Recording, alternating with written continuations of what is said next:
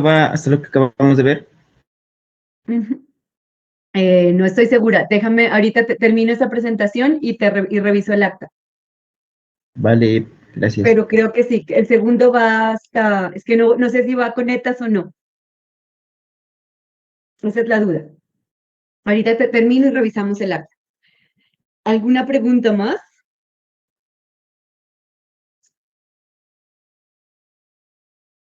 ¿Nada? Bien. Entonces, vamos a empezar un tema del por qué todo lo que hemos venido viendo previamente, ¿no? O sea, recuerden que el objetivo, uno de los objetivos principales de la salud pública es la inocuidad de los alimentos y en el caso de nosotros como veterinarios, la función no es la inocuidad en general, sino la inocuidad de los alimentos de origen animal. Por eso nos centramos en la proteína de origen bovino, de origen porcino, de aves y lo que acabamos de ver, que es todo lo de leches.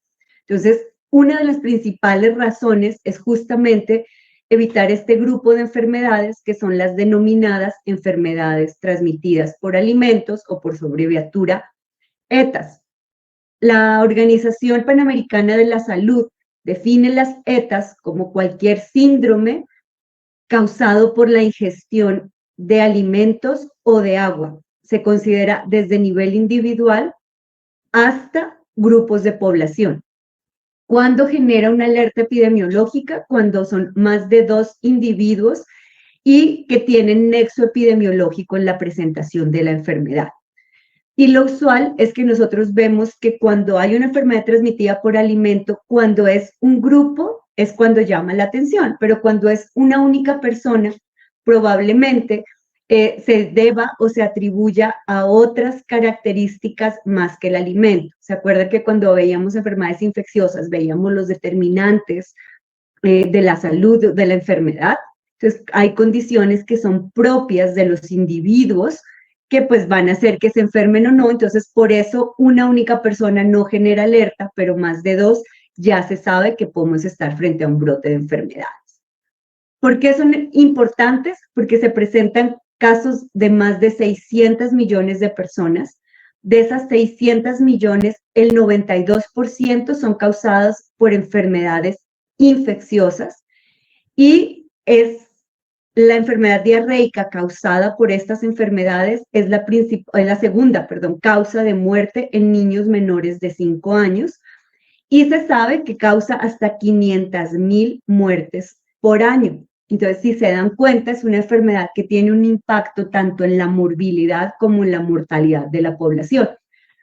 Desde el punto de vista viral, el que es más importante asociado a enfermedades transmitidas por alimentos es el norovirus, y en el caso de las bacterias, la Salmonella notifoidea es la principal causa de muerte asociada a enfermedad transmitida por alimentos. Estas enfermedades que están más relacionadas con agua contaminada con desechos humanos, desechos animales o desechos químicos, o sea, las que más que los alimentos es el agua, son el cólera, la fiebre tifoidea, que es causada por Salmonella typhi, la disentería y la hepatitis A y la hepatitis E1. De estas, ¿cuáles se presentan con más frecuencia asociadas a agua? Cólera y fiebre tifoidea.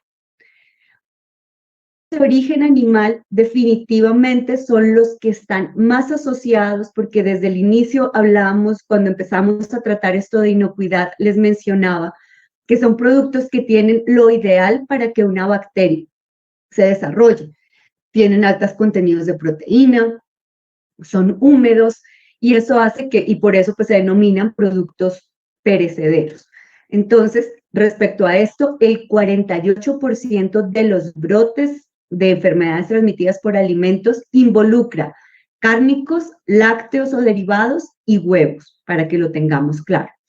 Estos justamente dentro de la salud pública se consideran alimentos de alto riesgo. Y si ustedes ven, los alimentos de alto riesgo son justamente el grupo de alimentos que les acabo de mencionar, asociados al mayor número de casos de enfermedades transmitidas por alimentos. tenemos, o como se clasifican los alimentos, los menos riesgosos, que son alimentos de baja acidez empacados en envases herméticos, listos para el consumo, agua envasada o alimentos infantiles. Estos también están dentro del con mayor riesgo de desarrollar o causar enfermedades transmitidas por alimentos. En los alimentos infantiles, el riesgo pues se basa justamente en la población hacia la cual va dirigido. Entonces, eso para que lo consideremos. ¿Qué es importante para que la enfermedad transmitida por alimentos se presente? Que la cantidad de patógeno o la cantidad de toxina que ingrese al organismo pues sea la suficiente para causar enfermedad. Ahora vamos a ver la diferencia entre infección e intoxicación, pero muchas veces los patógenos y las toxinas se centran solo en cierta parte del alimento. Entonces, al picar, por ejemplo, la carne o al mezclar el pollo o al sacar la leche, servir la leche, probablemente hay personas a las que les toca mayor cantidad de ese alimento que está contaminado y por eso presentan sintomatología más grave o más severa. El alimento debe presentar características intrínsecas que favorezcan el desarrollo del patógeno. ¿Qué características? Que sea húmedo, que sea calientito, que tenga proteínas. Entonces, por eso la leche, la carne es ideal. ¿Cuál es la temperatura que se considera en riesgo dentro de salud pública cuando se manipula alimentos? Entre los 5 grados y los 60 grados. O sea, temperatura no de refrigeración e inferior a la cocción. Esa es la temperatura en la que los patógenos se pueden multiplicar o se pueden producir las toxinas, por eso es la que hay que tener o es la zona que se denomina de peligro. Lo que esté por debajo de 4 grados, o sea, refrigeración, está controlado y lo que está por encima de 60 cocción también controlaría el riesgo de estas enfermedades. La cantidad de alimentos debe ser suficiente para que pueda causar enfermedad. O sea, la cantidad del patógeno es una cosa y la otra es la cantidad del alimento. Si yo me como un pedazo chiquitito de pollo, pues probablemente no me pase nada. Pero si usted se come medio pollo, probablemente manifieste más esa sintomatología. Otra cosa importante respecto a las enfermedades transmitidas por alimentos es que se empiezan a presentar con el estilo de vida y la modificación de los hábitos alimentarios. ¿Por qué el estilo de vida? Porque ahora cada vez más son las personas que comen por fuera. Entonces tenemos mayor riesgo al exponernos a alimentos pues que no los manipulamos nosotros y eso está fuera de control. Eso por un lado. 2, hábitos alimentarios. Recuerden que está la creencia de que lo orgánico es mucho más sano y que por ser orgánico no lo conservo igual que los otros productos.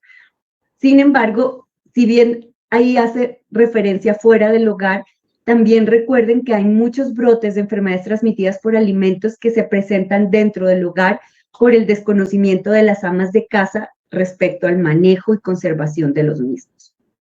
¿Cuáles son las actividades riesgosas? Pues enzimas dentro de los alimentos, temperaturas o muy altas o muy bajas, la luz, hay algunos productos, sobre todo envasados, que al llegarles directamente la luz los descomponen, la presencia del aire o el oxígeno, la humedad en exceso o la sequedad, y también tendríamos el tiempo. Cuando hablamos de una enfermedad transmitida por alimentos, podemos hablar de una infección o de una intoxicación. Son dos cosas diferentes, ya les voy a explicar la diferencia. Esta infección o esta intoxicación puede venir de agua o de alimentos contaminados. ¿Con qué? Con productos químicos o biológicos que generen enfermedad o cuando tenemos deficiencias en la elaboración, en la manipulación, en la conservación, en el transporte, en la distribución y en la comercialización. Cualquier alteración dentro de esa cadena de producción me va a llevar a que se facilite justamente el desarrollo de esos agentes biológicos o la contaminación a través de los agentes químicos. Bien, nosotros en salud pública nos centramos más en los que son de origen infeccioso, pero recuerden que desde el punto de vista infeccioso tenemos dos, la infección o la intoxicación. Cuando hablamos de infección es cuando ingerimos alimentos que tienen microorganismos que se multiplican en la luz o que producen toxinas que invaden pared intestinal, se absorben y pueden alcanzar otros sistemas. Esa es la definición de infección alimentaria. ¿Qué agentes están asociados a la infección? La salmonela, la shigella, el virus de la hepatitis A y parasitario, la trichinella spiralis y otros tipos de parásitos. Cuando hablamos de intoxicación, la intoxicación es cuando consumimos la toxina que ya está previamente desarrollada en la bacteria o en el moho, o incluso elementos que son químicos que no van ligados a ninguna bacteria que afecten la salud. Podemos tener toxinas preformadas de plantas o animales. Las más comunes son las del Clostridium perfringens, Clostridium botulinum, el Staphylococcus aureus. También pueden ser metabolitos de alimentos o sustancias químicas que se incorporan en ellos. Por ejemplo, la sandía, cuando ustedes la cortan y se expone al sol, genera metabolitos relacionados con arsénico que van a causar intoxicación. Y pues las intoxicaciones también pues están no biológicas, son las de tipo químico, que sería la presencia de metales pesados. ¿Clara la diferencia entre infección e intoxicación?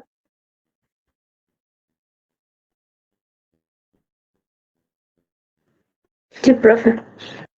No, ninguna duda. Bien. Respecto a la epidemiología de las enfermedades transmitidas por alimentos, ¿qué es importante que sepan? 1, se presentan mucho más en países en condición de pobreza o con bajo desarrollo. ¿Por qué? Porque pues por las mismas condiciones adquisitivas tenemos más tendencia a consumir productos no por calidad, o no por inocuidad, sino por precio. 2, representa un problema importantísimo para la salud pública a nivel mundial. 3, con el crecimiento del comercio internacional, aumenta el transporte transfronterizo, aumentan las distancias que los alimentos recorren y eso hace que se contaminen muchísimo más. Los niños menores de 5 años son los que más enfermedades transmitidas por alimentos desarrollan, alrededor de un 40% son de los casos de ETAs están relacionados con niños. La carga más elevada se registró en África, en Asia y en el Mediterráneo Oriental.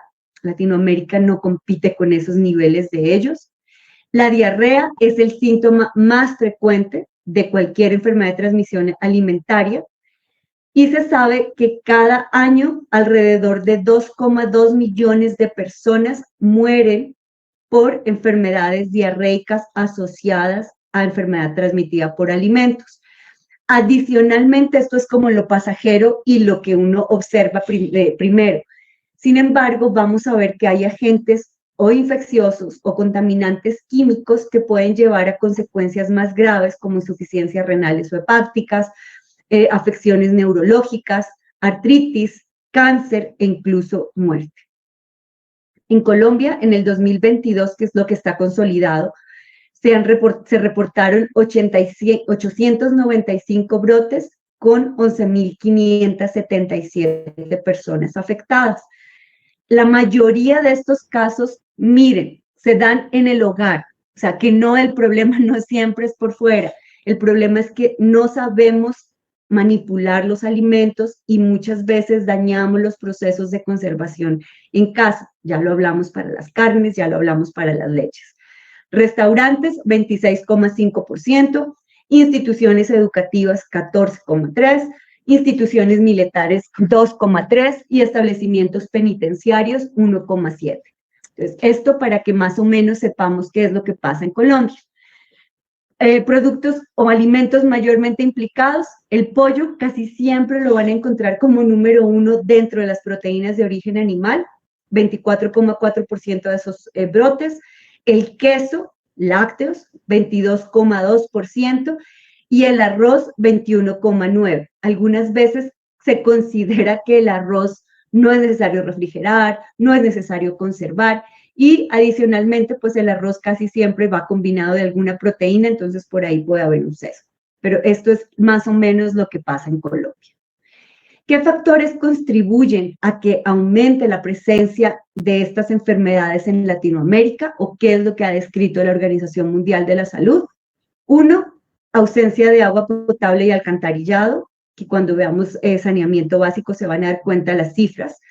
La presencia de vendedores ambulantes y pues obviamente el consumo de alimentos que provienen de vendedores ambulantes. Factores culturales, la leche cruda es mejor, hace nata, la leche cruda sabe más rico, factores culturales, falta de información, el arroz no hay que refrigerarlo, no hay programas de protección de alimentos, o si los hay, los conocemos únicamente quienes trabajamos en el medio, pero no se socializa ampliamente con la comunidad. La legislación no siempre está actualizada y pues en el caso de salud sí que pues toca estar moviéndose. Y la infraestructura inadecuada para el almacenamiento y la distribución. Esto es lo que siempre lleva a que en Latinoamérica se presenten grandes brotes de enfermedades transmitidas por alimentos. ¿Dónde ocurren principalmente los brotes? Donde más se concentran las personas, por eso si ustedes vieron, están los restaurantes, están las instituciones, donde se suministra alimentos y principalmente cuando hay suministro de esos alimentos que son clasificados como de alto riesgo, que serían cárnicos y lácteos. ¿Cuál es el principal reservorio? Definitivamente el manipulador de alimentos. Por eso es que se insiste tanto cuando hablamos de inocuidad, que incluso el ordeñador se considera un manipulador de alimentos, porque es importante que tengan súper claro qué es lo que ellos deben hacer para evitar contaminar el producto. Tenemos también los roedores, porque recuerden que los roedores a través de las patitas pueden transmitir por contacto enfermedades como salmonela, como E. coli. Adicionalmente, pues ligado al roedor están enfermedades zoonóticas como la leptospira. En el caso de las enfermedades transmitidas por alimentos, el no lavar las latas. ¿Por qué? Porque la mayoría de latas se almacenan. Normalmente en los almacenes o en las bodegas donde hay alimentos hay presencia de roedores. Los roedores van caminando encima de la lata, orinan, la orina se seca. Ustedes no saben si pasó o no pasó. Abren la latica sin limpiar, se contamina, toma tu leptospira. Ahora, si ustedes se han dado cuenta, para la tranquilidad pues, de los que tomamos, la cerveza viene ya empacada con un empaque, con una recubierta plástica que garantiza que eso no ocurra.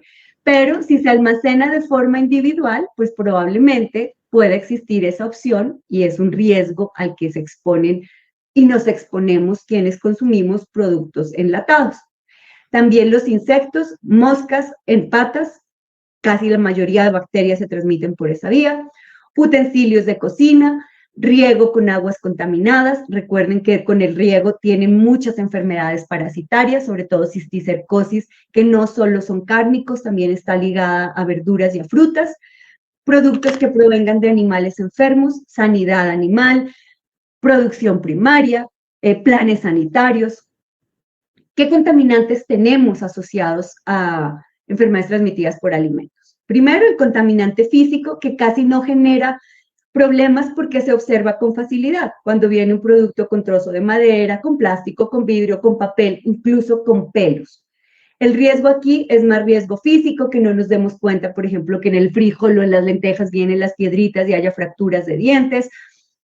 Más que el riesgo, pues ya el vidrio sería que haya algún corte, pues si ya desafortunadamente ocurre a nivel gastrointestinal, pues mucho más riesgoso, pero el contaminante físico es como el que menos problema nosotros le vemos desde el punto de vista de las setas.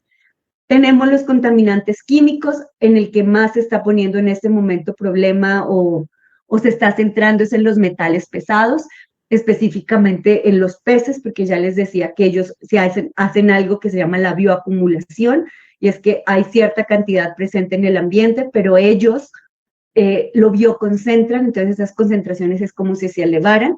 Muchas veces hay alertas de INVIMA respecto al atún enlatado, porque hay presencia de metales pesados.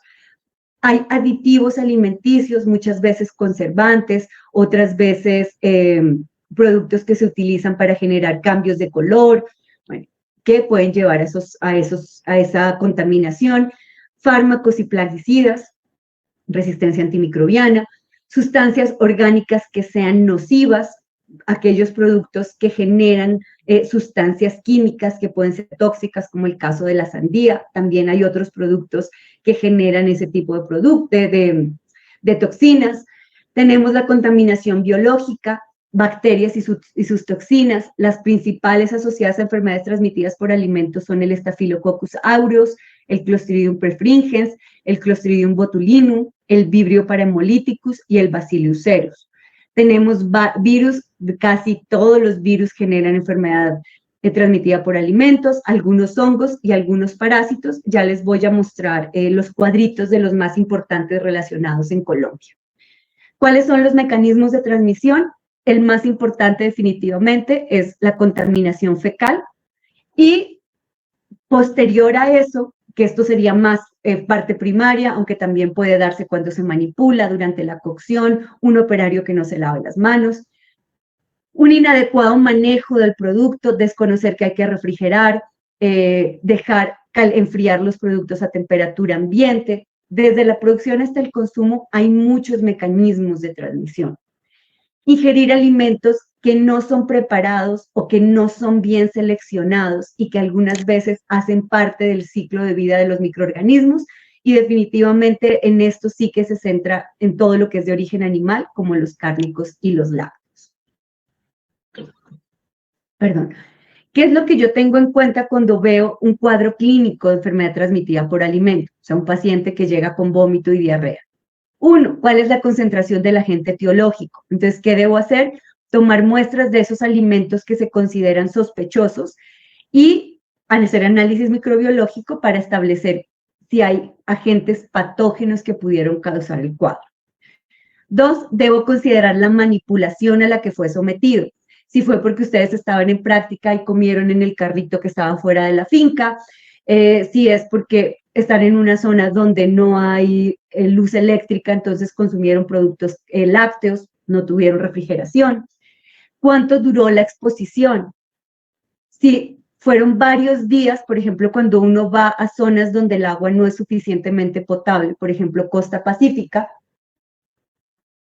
no es lo mismo si ustedes van a una práctica de un día, así van a la práctica de una semana. Probablemente en un día no pase nada, pero durante una semana varios empiecen a presentar estos cuadros clínicos. Y está pues la susceptibilidad de la persona. Hay personas que nos enfermamos con lo mínimo y hay quienes de hecho dicen tengo estómago de chulo porque puedo comer casi que pueden comer mierda y nunca les pasa absolutamente nada. Entonces ahí está lo que es susceptibilidad de cada una de las personas. Más claro yo no puedo hacer con ustedes, de alguna forma tendrá que quedarse. ¿Qué se considera enfermedad transmitida por alimento? ¿Cuáles son los signos y los síntomas más claros? Vómito, diarrea, que muchos lo hemos tenido y muchos por esta razón no consultamos. Por eso es una de las enfermedades, más subnotificadas dentro del sistema de vigilancia. Muchas veces dolor abdominal, los típicos retorcijones, dolor de cabeza. Hay personas que les dan reacciones alérgicas, que hay inflamación, sobre todo con comidas marinas. Hay reacciones alérgicas severas, también eso es una enfermedad transmitida por alimentos. Deshidratación causada por vómito y diarrea. E incluso puede llegar a la muerte una persona que no sea tratada adecuadamente. ¿Qué es más común entre una infección y una intoxicación? Sin duda alguna, las infecciones. Son mucho más frecuentes que las intoxicaciones, de hecho duran un poco más. Sobra decir que una infección alimentaria no requiere tratamiento antibiótico, son enfermedades autolimitantes, lo que hay que dejar es que el cuerpo elimine lo que tenga que eliminar, hidratarse, compensar, pero jamás antibiótico, porque también lo que vamos a hacer es resistencias, que haya cambio de microflora y eso va a extender el cuadro. Normalmente son enfermedades autolimitantes. Claro, cuando ya tenemos una infección de 2 semanas, probablemente pues sí se requiera el uso de antibióticos. Tenemos las intoxicaciones químicas, que cuando son intoxicaciones químicas, además de esos síntomas agudos clásicos que vemos de diarrea, vómito, dolor de estómago, se presentan cuadros de tipo más neurológico. vértigo, sudoración profusa, incluso hay asfixia, ataxia, convulsiones. Una característica que tienen las intoxicaciones es que los signos clínicos los exhiben en un periodo de tiempo más corto. Las infecciones, perdón, pueden ser entre 8, 12, 24, incluso 48 horas, que claro, yo a las 48 horas ya no voy a asociar ese cuadro clínico que estoy presentando con lo que comí hace 2 días. Una intoxicación casi siempre se presenta entre las primeras 4 horas después de haber consumido el producto. Si tienen alguna pregunta, yo no estoy viendo el chat, entonces abran micrófonos y me interrumpen sin problema.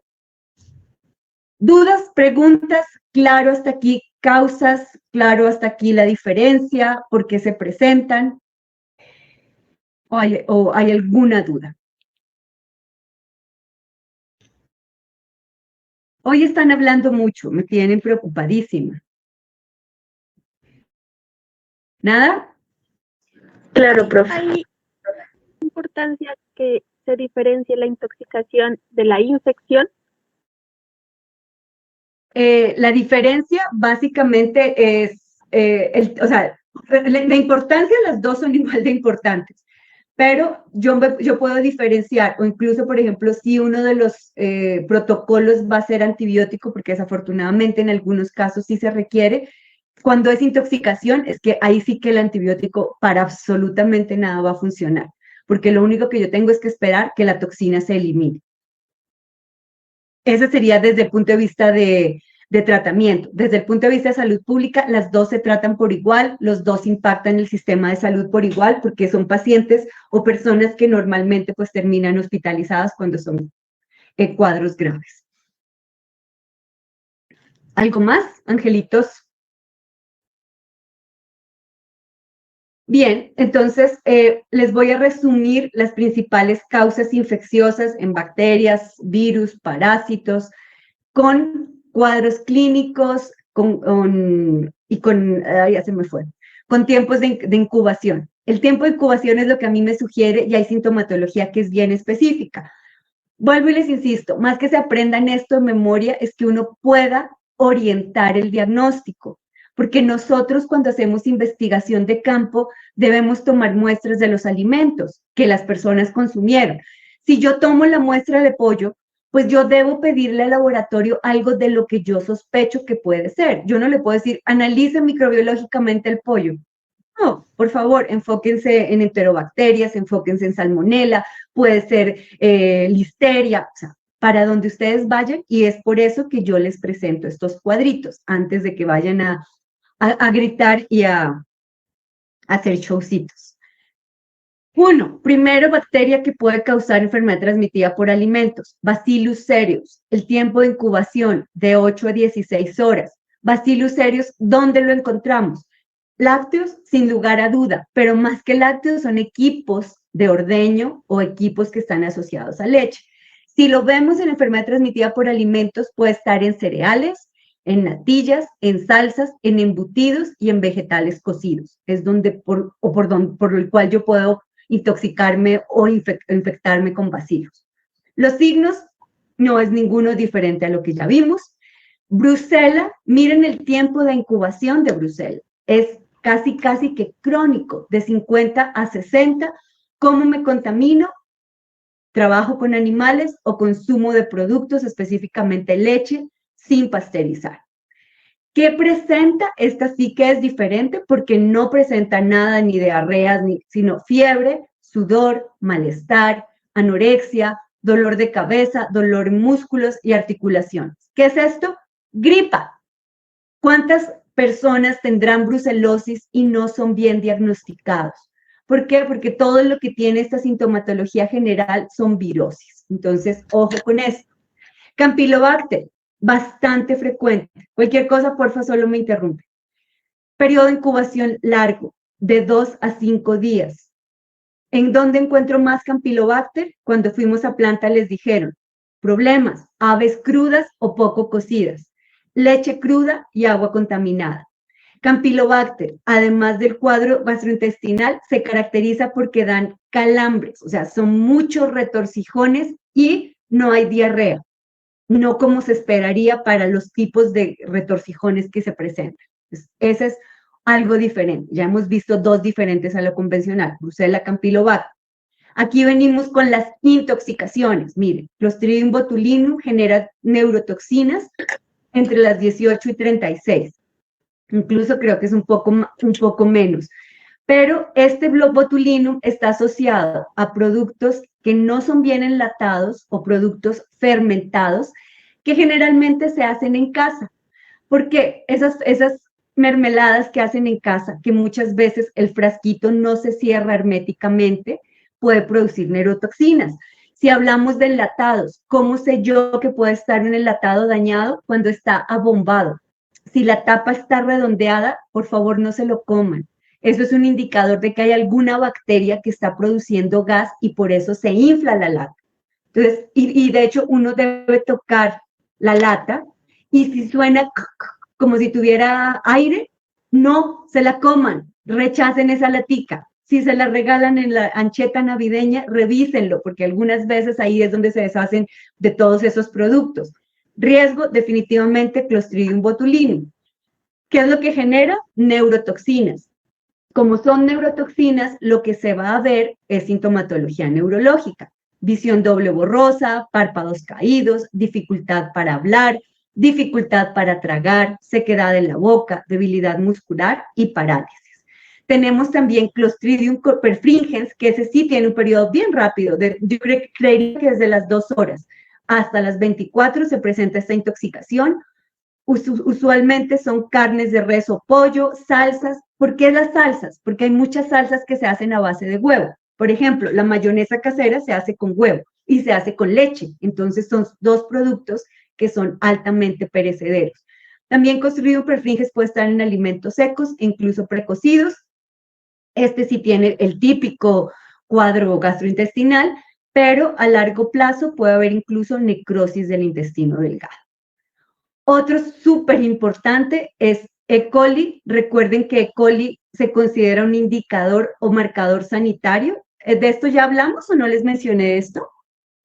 Cuando vimos inocuidad, ¿por qué se consideraba indicador?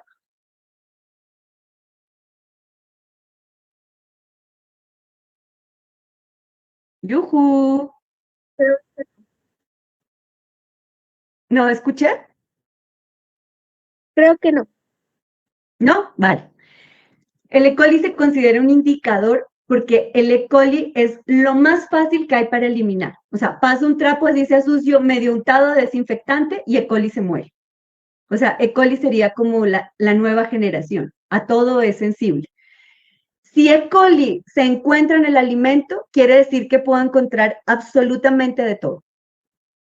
¿Por qué? Porque E. coli es lo que más, es el más sensible a cualquier tratamiento, ya sea térmico o químico, para desinfectar. Entonces, si este está presente, quiere decir que de ahí en adelante todas las coliformes, todas las enterobacterias, salmonelas, campylobacter, listeria, puede estar presente. El periodo de incubación, ¿sí es claro por qué es un indicador? Pregunta de parcial.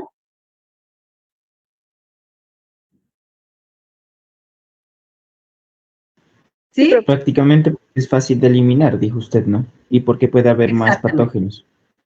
Exacto. Si tú haces un análisis de superficies o de alimentos y encuentras E. coli, ya no busques nada más porque vas a encontrar absolutamente de todo.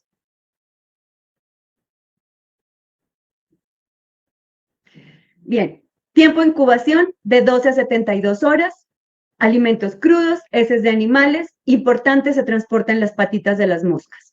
¿Qué presenta? Diarrea sanguinolenta, no necesariamente de acuerdo al tipo, y presenta lo que se denomina la diarrea del turista. Esta es una característica. E. coli es un habitante normal. ¿Cuándo presenta enfermedad? Pues cuando este se exacerba o cuando se presenta el que es enterotoxigénico, el enteropatógeno, el enterohemorrágico o el enteroinvasivo. Esas son las 4 características que tiene E. coli.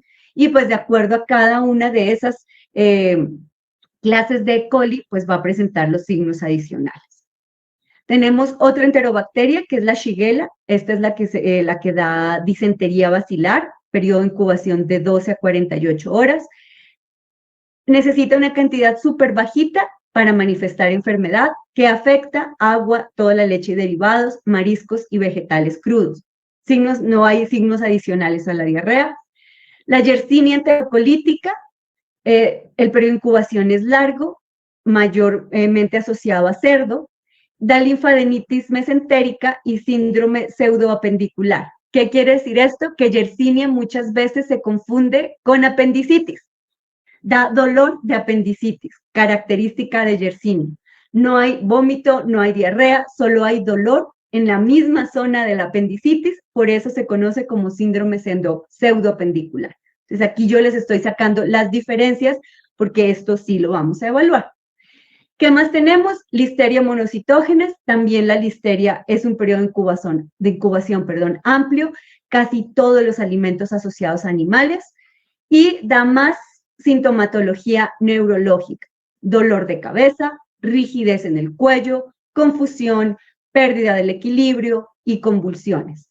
En personas o en mujeres gestantes, más bien, puede provocar aborto y pues también hay diarrea, dolor abdominal y náuseas. Está la Salmonella enteritidis, que es la más aislada en el caso de enfermedades transmitidas por alimentos, de 12 a 72 horas. Lo más común es los cárnicos, específicamente pollo, también puede estar en huevos, en leche y jugos sin pasteurizar, frutas, vegetales y vegetales crudos. Salmonella enteritidis, diarrea y vómito. Salmonella typhi, hemorragia, puede haber perforación intestinal e incluso puede haber postración, o sea, que es muchísimo más grave. Este es nuestro organismo estrella, que es Staphylococcus aureus, una intoxicación, y esta sí que es aguda, de 30 minutos a 6 horas, presente en carnes, postres, pasteles, aderezos, sándwiches, todo lo que se haga con productos lácteos o huevos. Y esto es maravillosísimo porque da vómito y diarrea de manera simultánea, o sea que casi que las personas están sentadas con su baldecito en las piernas. Y así durante todo un día.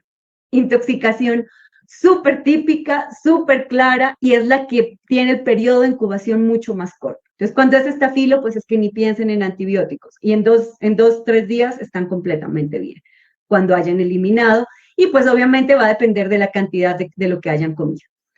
Está el Vibrio cholerae, que definitivamente está más asociado hacia la parte de mariscos o preparación con aguas contaminadas.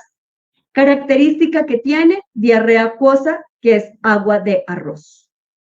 Así está clasificado. O sea, es tan acuosa como eso, como cuando ustedes cocinan el arroz y sacan el agüita así blanquita, es igualito, es Vibrio cholerae. ¿Dudas o preguntas de estos patógenos virales, bacterianos? Bien, recuerden los que son totalmente diferentes, como Yersinia, Listeria, Vibrio, Estafilo, que tienen características bien específicas. Desde el punto de vista viral, el más común, recuerden que es el norovirus, periodo de incubación corto, está presente en verduras y frutas, eso es por lo que es tan importante, pues porque recuerden que ahorita tenemos una alta población vegetariana, vegana y bueno, todo lo que le quieran derivar de esto. Fiebre, dolor de cabeza y dolor general aparte de lo gástrico. Está la hepatitis A y la E, que tiene un periodo mucho más largo.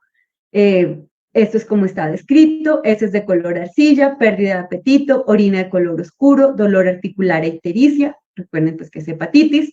Y tenemos virus como genérico, rotavirus, astrovirus, adenovirus, calicivirus, el Coxsackie, que está asociado a peces, de 1 a 3 días, agua, cualquier alimento contaminado, además da fiebre y deshidratación.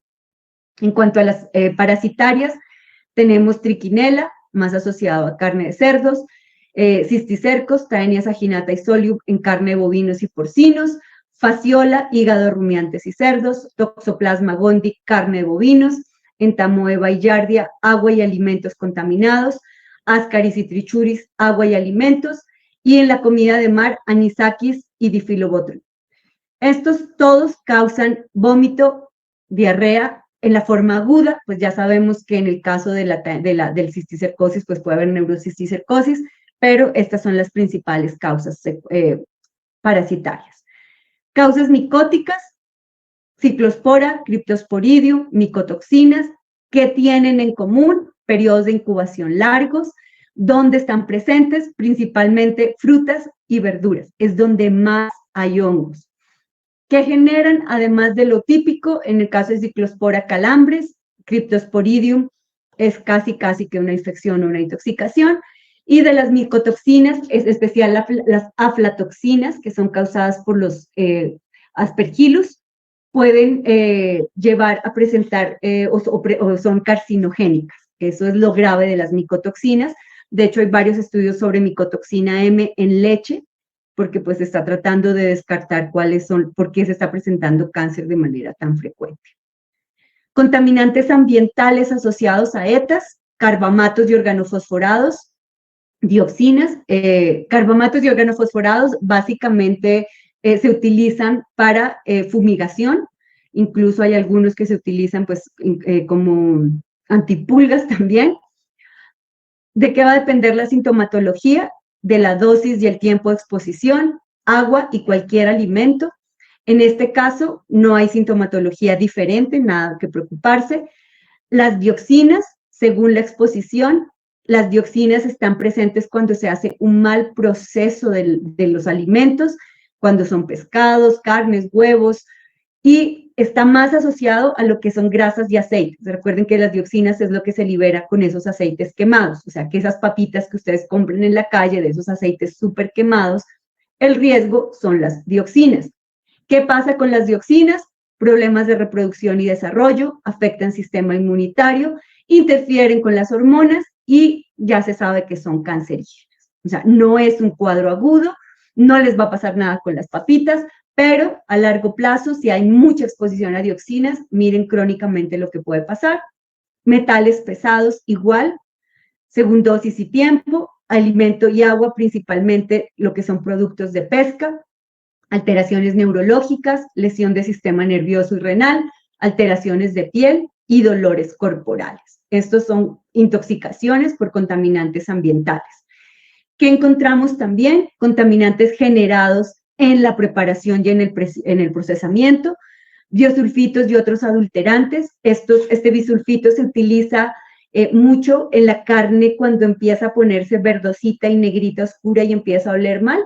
Pues ustedes le ponen bisulfitos y vuelve a quedar rojita, quita el olor, pero eso es estético. Lo que tiene ya por dentro, pues ya la carne está empezando a descomponerse y adicionalmente pues tendríamos este producto químico que genera diarrea y acidez estomacal. Acá venimos con los otros complejos que son los benzopirenos, que son productos de la caramelización, y acrilamidas en cereales y derivados, pescados y mariscos ahumados y carnes y pescados a la parrilla. ¿Cuáles son estas acrilamidas? Esas parrillas que ustedes ven que tienen esas costras negras que nunca las lavan. Esto libera benzopirenos y también son potenciales carcinógenos. Por eso es que se pide que esas rejillitas en las que hacen los asados se laven y se les quite toda esa costra. Tenemos el cianuro, en que según la dosis ingerida, el cuadro es mucho más agudo, en horas, es una intoxicación. ¿Dónde se presenta el cianuro? En yuca, que también se conoce como mandioca, que es procesada inadecuadamente. Si son dosis bajas, dolor de cabeza, confusión y debilidad, y a largo plazo puede haber cianosis y secuelas del sistema nervioso central. Así que ya saben, con yuca, manejo especial por presencia de cianuro. ¿Dudas, preguntas, comentarios acerca de las causas infecciosas y de las intoxicaciones? ¿Nada? Bien. ¿Qué es lo que va para controlar estas enfermedades transmitidas por alimentos? Tenemos marcos normativos, reglamentos sanitarios a nivel internacional que lo que buscan es homogenizar y que todo sea muy similar. ¿Qué es lo que se busca? disponibilidad de agua, tener saneamiento básico, una vida saludable. A nivel nacional, recuerden que Ministerio de Salud lo que promueve es la inspección, la vigilancia y el control de todos los productos de uso y de consumo humano. En Colombia, ¿qué es lo que se hace para prevenir ETAs? Trabajar con todo el sector productivo para mejorar la calidad de lo que se produce, inocuidad definitivamente, medidas que fortalezcan la inocuidad de los alimentos en todas las personas y comunidades, no únicamente en quienes trabajan, sino ahí está también o lo que ustedes, con lo poco que puedan aprender en salud pública, puedan transmitir en casa, conocer y aplicar toda la normatividad. Quien regula enfermedades transmitidas por alimentos es Ministerio de Salud a través del Instituto Nacional de Salud y del INVIMA. El Instituto Nacional de Salud, recuerden que maneja el sistema de vigilancia Civigila, donde se notifican los casos de ETAs. Para ETAs hay un sistema de vigilancia específico, que yo eso se los voy a enviar para que lo lean, y ya damos por terminada esta parte de ETAs. Y el INVIMA, quien hace la inspección y garantiza que los alimentos sean completamente inocuos.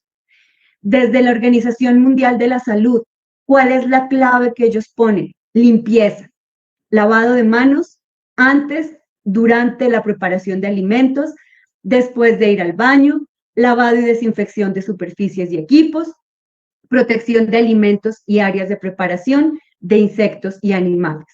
¿Qué más dice la Organización Mundial de la Salud? Evitar contaminación cruzada, separando alimentos crudos de cocidos, equipos y utensilios diferentes, básicamente tablas y cuchillos, conservación de alimentos en recipientes separados.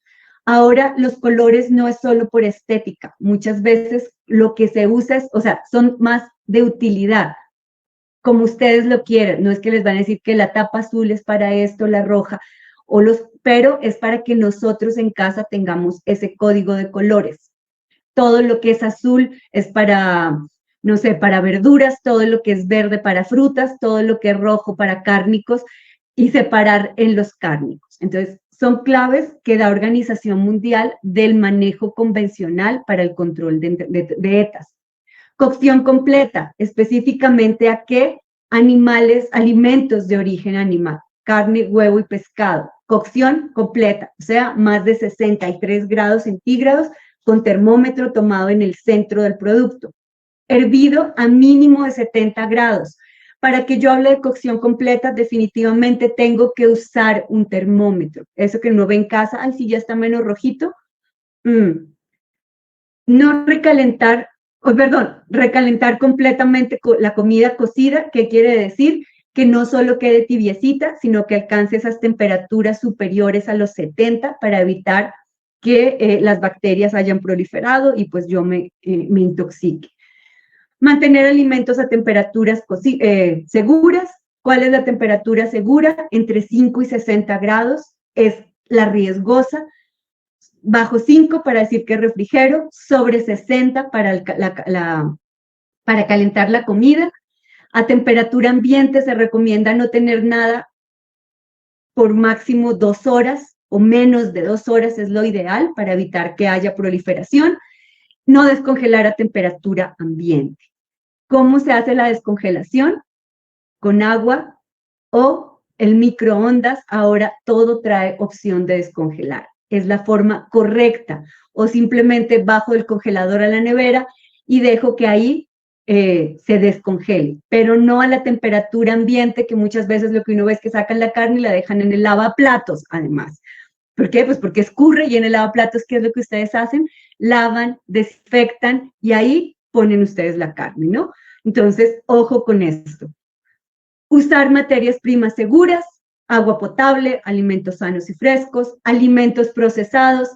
¿Qué es lo que se recomienda? Todo lo que venga pasteurizado, y no usar alimentos después de fecha de vencimiento. Típico en las mamitas, con los yogures no pasa nada.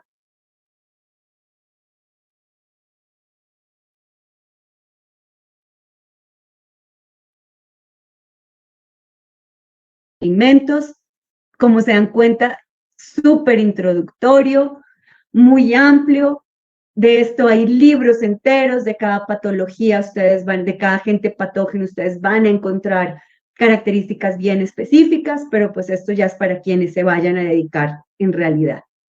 ¿Dudas, preguntas? Claro.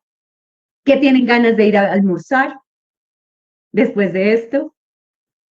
¿A dónde van a ir a almorzar?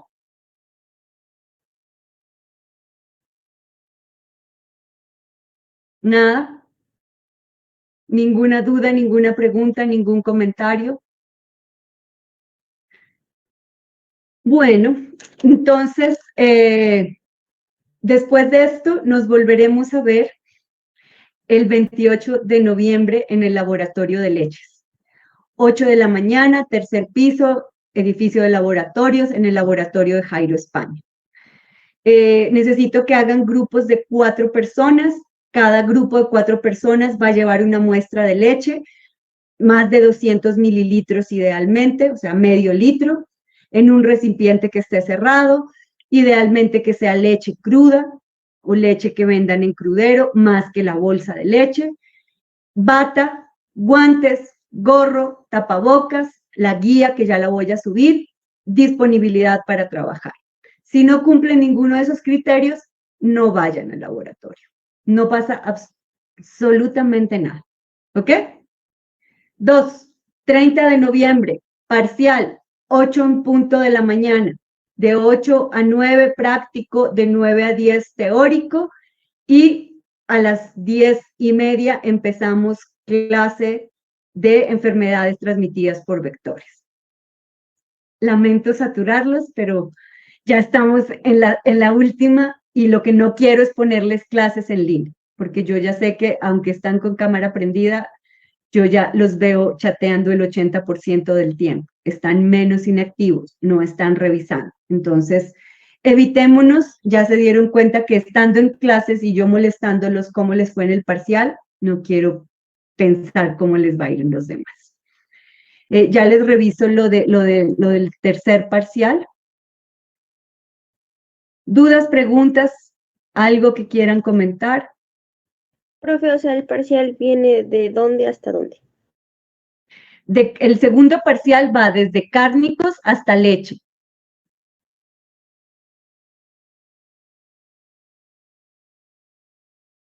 Ese es el parcial del 30, que tiene la parte práctica, que es lo de inspección. El tercer parcial son enfermedades emergentes, reemergentes, o sea, las enfermedades transmitidas por vectores, enfermedad transmitida por alimentos y sistema de vigilancia. Ese es el más cortito de los parciales. En ese hay varias personas que tienen exposición o seminario, solo hay un grupo que me ha enviado. Entonces, por favor, esa sí tiene que ser antes del 30 porque vamos a empezar el 30 exposiciones. Profe, una pregunta, ¿lo del componente sanitario también va lo de aguas residuales? Ese es sanitario, eso es lo que vamos a ver ya en diciembre. Entonces el grupo que le tocó aguas residuales le tenemos que enviar antes del 30, ¿cierto? Sí, el 30 por ahí, ya pueden, o sea, si ya la tienen, no te preocupes, ya me la envías y yo la reviso, Andrés. Ok. ¿Más dudas? ¿Más preguntas?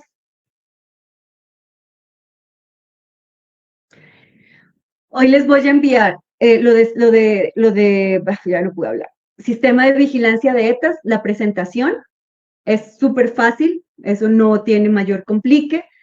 Les voy a enviar 2 artículos de leches y no se olviden de las presentaciones. Aprovechen estas 2 semanas para estudiar para las otras materias y traten de sacar en esos espacios los seminarios. Recuerden que tienen la actividad práctica de los seminarios que solo la han hecho 3 personas. Entonces, aprovechen estos espacios para eso. Lo ideal es que hasta el 15 de diciembre ya hayamos terminado con todo, incluso con parciales, para que ustedes se vayan tranquilos a sus vacaciones y ya que los torturen sus torturadores oficiales que les gusta ponerles examen hasta el último día de clase, o sea, en enero. Esa no soy yo. Ustedes ya saben cómo es conmigo. ¿Algo más que quieran preguntar, comentar? ¿Algo del parcial? ¿De sus hermosas notas?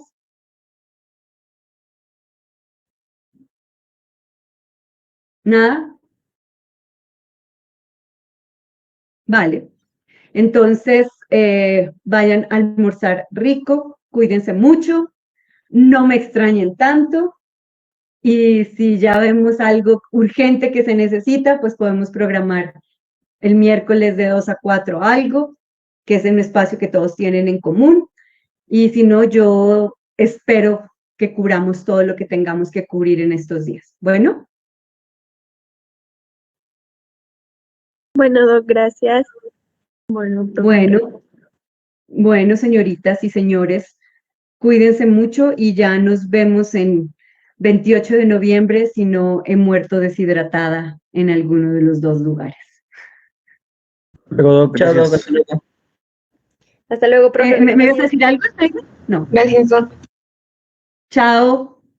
Cuídense Gracias. mucho. Chao, Brian.